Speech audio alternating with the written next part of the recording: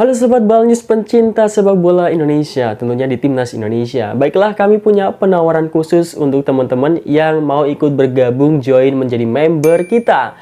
Nah, kalian bisa mendapatkan keuntungan berupa kalian bisa join ke grup spesial kita, kemudian bisa mendapatkan update link streaming secara gratis dari kita, oke? Jadi teman-teman bisa nonton pertandingan Timnas Indonesia dimanapun, kapanpun, dan bagaimanapun keadaannya, karena sudah kita share linknya. Tinggal kalian silahkan menikmatinya. Baiklah, tunggu apa lagi? Langsung saja klik link atau klik tombol join di channel Balnews. Baiklah, selamat menonton videonya. Miliardo Jonathan makin gacor, media Belanda bereaksi. Ronaldo Kuate tak sabar unjuk gigi di Piala AFF 2024. STY ungkap kecerobohan Sekjen PSSI. Fakta menarik Arkan Kakak sang wonderkid baru. Push like di bawah, lanjut simak informasi selengkapnya sebagai berikut.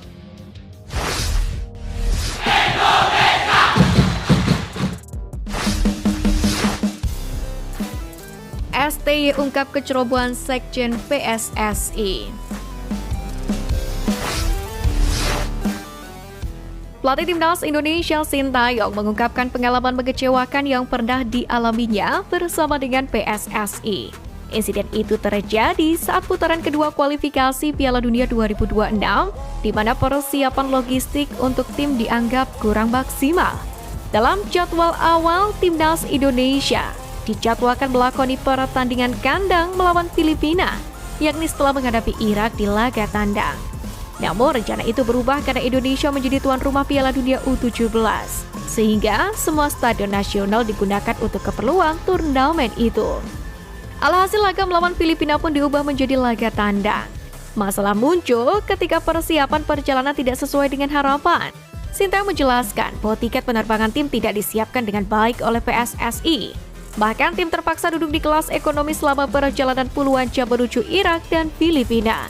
Kondisi itu pun tentu berdampak pada kebugaran pemain. Dalam perjalanan ke Irak, tim pun harus dibagi menjadi dua kelompok dengan rute transit berbeda, yakni melalui Uni Emirat Arab dan juga Qatar. Selain itu, permintaan tiket kelas bisnis yang diajukan pun juga tidak dipenuhi, sehingga semua pemain harus bertahan di kelas ekonomi selama perjalanan. Akibatnya, kelelahan fisik mengurangi performa tim yang berujung kekalahan 1-5 dari Irak. Setelah pertandingan melawan Irak pun, tim langsung terbang ke Filipina untuk pertandingan berikutnya, masih dengan penerbangan kelas ekonomi. Ternyata PSSI tidak mempersiapkan semua itu keberangkatan. Saya pun bingung kenapa mereka begitu, padahal kami sudah kasih info jadwal lengkapnya 1 bulan sebelum pertandingan, kata Sintayong.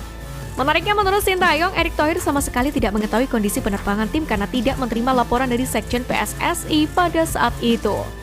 Setelah kejadian tersebut, perubahan besar pun dilakukan. Pada putaran ketiga kualifikasi Piala Dunia 2026 ini, Timnas Indonesia mendapatkan fasilitas penerbangan charter dengan kursi kelas bisnis yang memberikan kenyamanan lebih bagi pemain. Perbaikan ini pun dianggap Sintayong sebagai salah satu faktor yang mendukung performa Timnas Indonesia menjadi lebih baik di tahap berikutnya.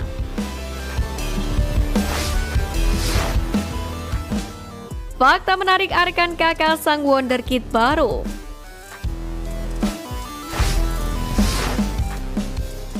Pertama, bergelimang gelar juara.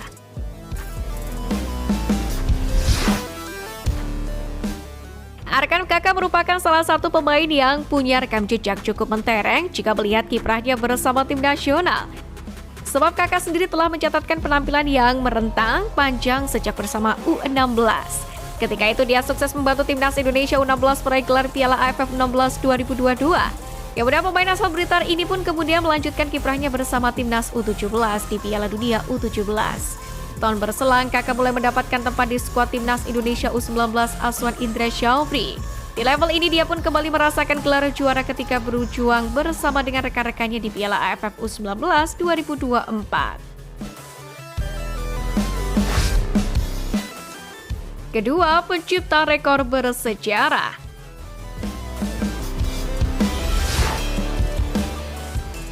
Kiprah Arkan Kakak juga tak bisa dilepaskan dari berbagai pencapaian istimewa ketika masih berusia muda. Sebab pemain jebolan SSP Tunas Muda Blitar ini berhasil menggukir sederet tinta emas di kompetisi profesional. Yang pertama, Kakak mencatatkan namanya sebagai pemain termuda yang mengukir penampilan di Liga 1 2022-2023. Saat itu dia melakukan debut ketika usianya baru menginjak 15 tahun. Sejauh ini belum ada yang bisa memecahkan rekor tersebut. Setelah itu, pada musim 2024-2025, ia sukses memecahkan rekor pencetak gol termuda di BRI Liga 1 usai membobol gawang Borneo FC. Ketika itu usianya baru 17 tahun 1 bulan 17 hari. Sebelumnya, rekor dipegang oleh Marcelino Ferdinand saat mencetak gol di usia 17 tahun 1 bulan 28 hari. Ketiga, berpotensi tambah rekor baru.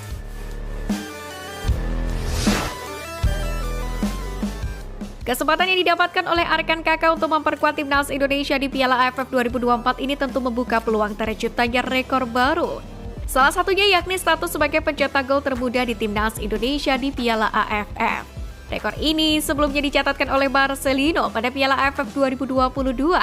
Ketika itu Marcelino berhasil membobol gawang timnas Filipina ketika usianya baru menginjak 18 tahun, 3 bulan 24 hari.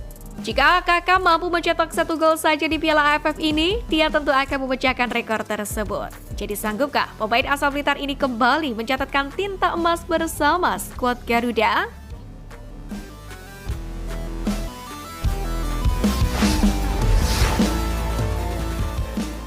Miliano Jonathan makin gacor, media Belanda bereaksi.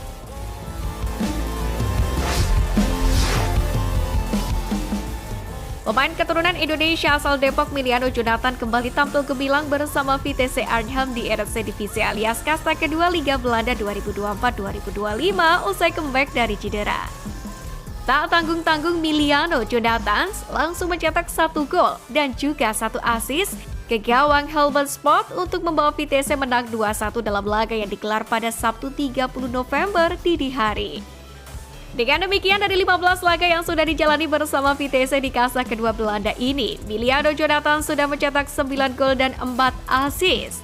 Penampilan impresifnya ini pun membuat ia jadi buruan tim-tim besar Eredivisie untuk musim depan, termasuk FC Twente yang secara gamblang tertarik merekrutnya.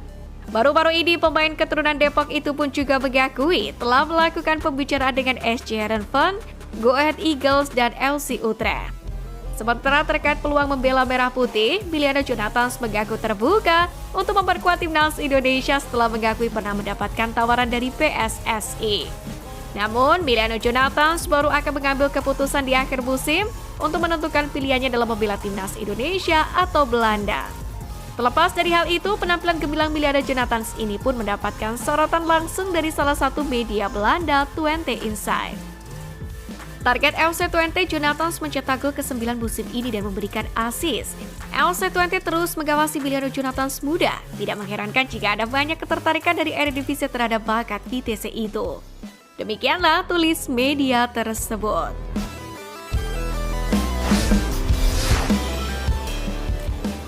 Ronaldo Kuateh tak sabar unjuk gigi di Piala AFF 2024.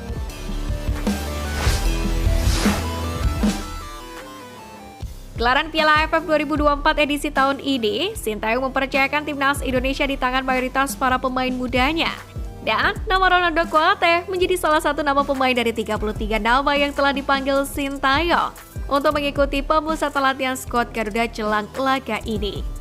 Tentu ini menjadi sedikit kejutan, pasalnya Kuateh sendiri hampir 2 tahun tidak berseragam timnas Indonesia karena cedera. Kini Ronaldo Kuateh pun mengaku sangat senang dan bersyukur bisa kembali dipercaya oleh pelatih Sintayong untuk membela Merah Putih. Pemanggilan sang pemain keturunan Liberia itu pun ke timnas Indonesia dalam persiapan Piala AFF 2024 menjadi momentum kebangkitan dirinya. Kuateh sendiri merasa sangat senang dan berpeluang untuk bisa kembali berduet dengan Marcelino Ferdinand di lini serang skuad Garuda. Meski baru kembali setelah sekian lama, namun ia mengaku optimis bisa menembus skuad utama timnas Indonesia dalam gelaran Piala AFF 2024 esok. Diketahui pemain berambut panjang itu saat ini tercatat bermain di klub Thai League One atau Liga Thailand bersama Muangthong United. Dalam kesempatan ini, Ronaldo Kuateh pun berharap Piala AFF 2024 bisa menjadi batu loncatannya untuk bisa kembali dipercaya di Muangthong United.